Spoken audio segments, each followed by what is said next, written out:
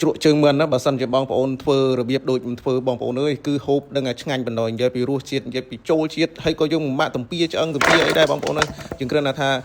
ាចំណាយពេលរៀងយូរបន្តិចណែបងប្អូនប៉ុន្តែពេលណាចំណាយពេលរៀងយូរគឺយើងធ្វើមកបានលទ្ធផលល្អបណ្ដោយបងប្អូនហើយក៏ខ្ញុំក៏ថ្ងៃនេះក៏បានមុខម្ហូបមួយមុខគឺជ្រក់ជើងមិនណាបងប្អូនប៉ុន្តែជ្រក់ជើងមិនខ្ញុំគឺសាមញ្ញធម្មតាទេគឺមិនបានរបៀបថាឲ្យវា brand ឬមួយក៏ស្អីទេបងប្អូនអើយគ្រាន់តែថាធម្មតាសម្រាប់តែខ្ញុំធ្វើបានអីបាន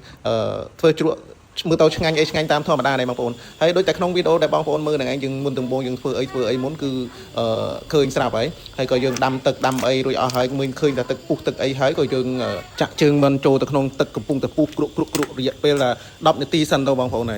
ហើយក៏យើងគ្របវាមកសន្ទុះសិនទៅបងប្អូន10នាទីគឺវាមិនយូរប្រហែលទេហើយក៏ទឹកកកទឹកអីយើងទិញមកស្រាប់ហើយនេះហើយក៏យើងចាក់ទុកក្នុងចានដែករួចអស់ហើយក៏យើងនេះបើគ្របឆ្នាំងមកពុះក៏គ្រុឲ្យបងប្អូនអើយហើយក៏កូរចុះកូរឡើងមើលតែជើងមាន់យើងថាល្មមគ្រប់10នាទីហើយក៏នេះយើងមកស្រង់ដាក់មកបងប្អូនអើយស្រង់ដាក់ទឹកកកនេះណាទឹកកករបស់យើងនេះទិញតែ500ក៏មកនេះស្អំជាមួយនឹងជើងមាន់យើងដើម្បីថាឲ្យតិចឲ្យអីណែបងប្អូនហើយដួសដាក់មកនេះដួសពីឆ្នាំងមកយើងដាក់ភ្លាមជាមួយទឹកកកនេះណាបើសិនជាយើងឡាយតែទុកវាឲ្យតិចឲ្យអីគឺជើងមិនរបស់យើងវារៀងផុយឬក៏វាស្អិតវាអីណាបងប្អូនបើសិនជាយើងដាក់វាឲ្យតិចឲ្យអីខាងក្រៅមិនបាក់ត្រាំទឹកកកត្រាំអីណាអញ្ចឹងហើយយើងត្រូវតែត្រាំទឹកកកចេះទៅគឺអូនិយាយពីរសជាតិដឹងតែស្រួយស្រេះបណ្ដោយបងប្អូនអើយហើយក៏នេះយើងមើលតែជើងមាន់ជើងអីយើងត្រាំយើងអីហើយយើងចាក់ទឹកបន្ថែមទៅបងប្អូនអើយទឹកបន្ថែមក៏យើងចាក់មកល្មមលិចជើងមាន់លេងអីទៅក៏យើងកូរចុះកូរឡើងឲ្យជើងមាន់នឹងទឹកកកនឹងវាចូលតិចវាអីក៏មកឲ្យវាក្តៅវាអីណាហើយក៏នេះយើងបន្ថែមដើម្បីថាមើលតាស្ទាបទៅវាឈប់ក្តៅឈប់អីហើយគឺយើងយកកំបិតមកពុះជើងមិនចេះមករបៀបពុះជើងមិនគឺដោយបងប្អូនឃើញក្នុងវីដេអូហើយគឺយើងពុះជាមួយនឹងកញ្ញាំជាមួយនឹងស្មងវាបន្តិចបន្តួចអីទៅយើងពុះមើលទៅតែឃើញសាច់ឃើញអីគឺយើងហែកចុះហែកឡើងនេះបងប្អូនហើយចំពោះវិធីសាស្ត្រនេះខ្ញុំមិនមែនចេះមកពីណាទេបងប្អូនគឺខ្ញុំចេះមកតាំងពីបើកមើល Facebook ឬក៏មើល YouTube អីដើម្បីងាយស្រួលញ៉ាំជ្រក់ជើងមិនញ៉ាំអីគឺចេញលទ្ធផលមកគឺខ្ញុំចេះតែធ្វើទៅតាមគេនេះឯងហើយក៏បងប្អូនចង់ដឹងថាធ្វើមិនមើលតែ YouTube របៀបធ្វើជើងមិនជ្រក់ជើងមិនដកឆ្អឹងចេញចេះទៅគឺវាយមកចេញហើយបងប្អូនអើយខ្ញុំក៏មិនចេះទេខ្ញុំគ្រាន់តែថាមើលទៅក៏ឃើញវាតំណងវាអីដើម្បីងាយស្រួលញ៉ាំដើម្បីថាកុំឲ្យវាពិបាកខ្ជិះឆ្អឹងខ្ជិះអីយើងធ្វើតែឲ្យវាស្រួលញ៉ាំណាខ្ញុំចូលចិត្តណាអាវិធីសាស្ត្រណាដែលថាយើងធ្វើទៅងាយស្រួលវិធីសាស្ត្រណាដែលងាយហើយក៏លឿនដើម្បីឲ្យកុំឲ្យវាពិបាកអីណាបងប្អូនហើយក៏យើងបេះចុះបេះឡើងជាមួយនឹងកញ្ញាំជើងឬក៏កញ្ញជើងមាន់ហ្នឹងបងប្អូនអើយហើយក៏បងប្អូនខ្លះ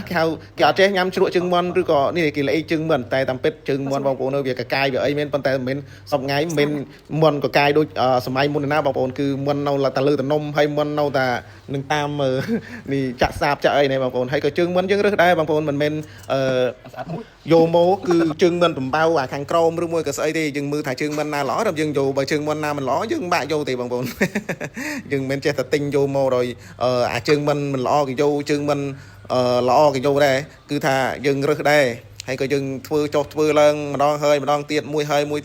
ទៀតក៏យើងដើម្បីថាឲ្យវាលឿនក៏ខ្ញុំបិទកាមេរ៉ាមកសន្ទុះកូនខ្ញុំក៏ជួយធ្វើពីនេះឲ្យកូនក៏ដាក់យកនេះដើម្បីថាឲ្យវាស្រែឲ្យវាលឿនវាអីនិយាយថ្ងៃនេះចេះតែខុសបងប្អូនហើយក៏បកចុះបកឡើងណែបងប្អូនហើយក៏ជ្រក់ជើងមាន់នេះគឺខ្ញុំជាលើកដំបូងរបស់ខ្ញុំដែលខ្ញុំធ្វើនោះហើយមិនដែលបានធ្វើទេខ្ញុំប៉ងយូរហើយធ្វើជ្រក់ជើងមាន់នេះប៉ុន្តែរបៀបធ្វើខ្ញុំចង់ថាធ្វើឲ្យកុំឲ្យមានឆ្អឹងមានអីសម្រាប់ថាឲ្យវាញ៉ាំស្រួលណាបងប្អូនហើយក៏យើងបកចុះបកឡើងហ្នឹងហើយខ្ញុំរិះរោវិធីសាស្ត្រណាដែលថាស្រួលដើម្បីងាយស្រួលញ៉ាំដើម្បីឲ្យបងប្អូនក៏គាត់ធ្វើតាមខ្ញុំទៅក៏វិធីសាស្ត្រស្រួលហ្នឹងហើយក៏នេះជ្រក់ជើងមាន់របស់យើងដែលយើងបកឆ្អឹងចេញនៅសល់តែស្បែកជើងមាន់ក៏នេះយើងបានមកប៉ុណ្្នឹងហើយបងប្អូនហើយបន្ទាប់មកនេះមួយទៀតគឺយើងមកហាន់ខ្ទឹមសនិងខ្ទឹមក្រហមយើងតាមចំណងចំណូលចិត្តបងប្អូនខ្លះក៏គាត់បុកទៅបងប្អូនខ្លះក៏គាត់អត់បុកទេគឺគាត់ហាន់ដូចខ្ញុំអញ្ចឹងហើយក៏នេះខ្ញុំយកអំបិលម្ទេសអំបិលអីក៏ខ្ញុំបុករួចអស់ហើយក៏ខ្ញុំយកមកលាយជាមួយខ្ទឹមសនិងខ្ទឹមក្រហមហើយបន្ថែមជាមួយស្ករសជាមួយនឹងស្ករក្រហមបន្តិចបន្តួចដែលយើងដាក់ទៅដើម្បីឲ្យវាកាន់តែរសជាតិកាន់តែឆ្ងាញ់ហើយប៊ីចេងរ៉ូឌីហើយនឹងទឹកត្រីបន្តិចបន្តួចអីទៅក៏យើងច្បល់ចូលគ្នាជាមួយនឹងស្ករសស្ករក្រហមហើយនឹងទឹកត្រីអីជាមួយនឹងដើមស្លឹកស្លឹកឯណាគឺខ្ទឹមសខ្ទឹមក្រហមអំបិលម្ទេសដែលយើងបុករួចអស់ហើយកូរចុះកូរឡើងគ្រាន់តែកូរវាចេះបងប្អូនអើយនិយាយពីឈ្ងុយនិយាយព